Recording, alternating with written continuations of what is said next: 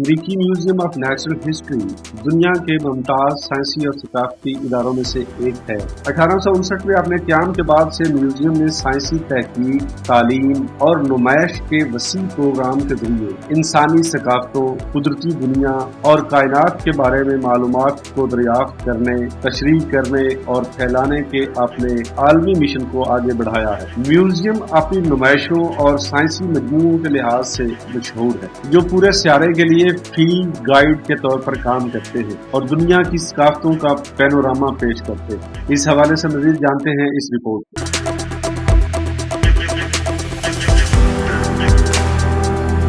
Natural history museum new York کے شہر میں مین ہلٹن کے اپر ویسٹ سائڈ پر واقع قدرتی تاریخ کا سب سے بڑا میوزیم 36 عمارتوں پر مشتمل ہے، جس میں 45 نمائشی ہال قائم ہیں۔ اس کے علاوہ ایک پلانٹیریم اور ایک لائبریری بھی ہے۔ میوزیم کے مجموعوں میں پودوں، جانوروں، فوسلز، معدنیات، چٹانوں، الکا، انسانی باقیات اور انسانی ثقافتی نمونوں کے 34 ملین سے زائد نمونوں کے ساتھ ساتھ منجمد بافتوں اور جینومک فلکی طبیعیاتی ڈیٹا کے خصوصی مجموعے ہیں، جن میں سے صرف ایک چھوٹے حصے کو کسی بھی وقت دکھایا جا سکتا ہے۔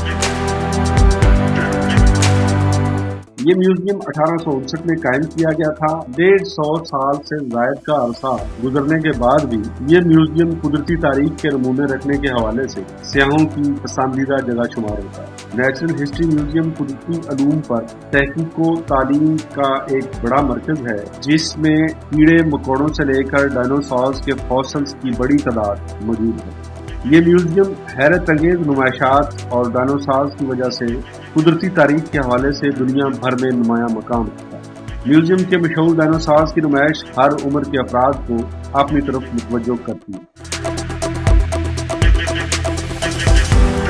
میوزیم میں آج سے ہزاروں سال پہلے جنگل میں گزاری جانے والی زندگی کو بھی نمایاں کیا گیا ہے۔ ان انسانوں کے حفاظت اور شکار کے لیے اوزار بھی یہاں پر آویزاں ہیں۔ لوگوں کے رہن سہن کو بھی خصوصی طور پر نمایاں کیا گیا۔ یہاں پر میوزیکل آلات کو دیکھ کر اندازہ ہوتا ہے کہ موسیقی جدید دور ہی نہیں بلکہ ہزاروں سال سے روح کی غذا چلی آ رہی ہے۔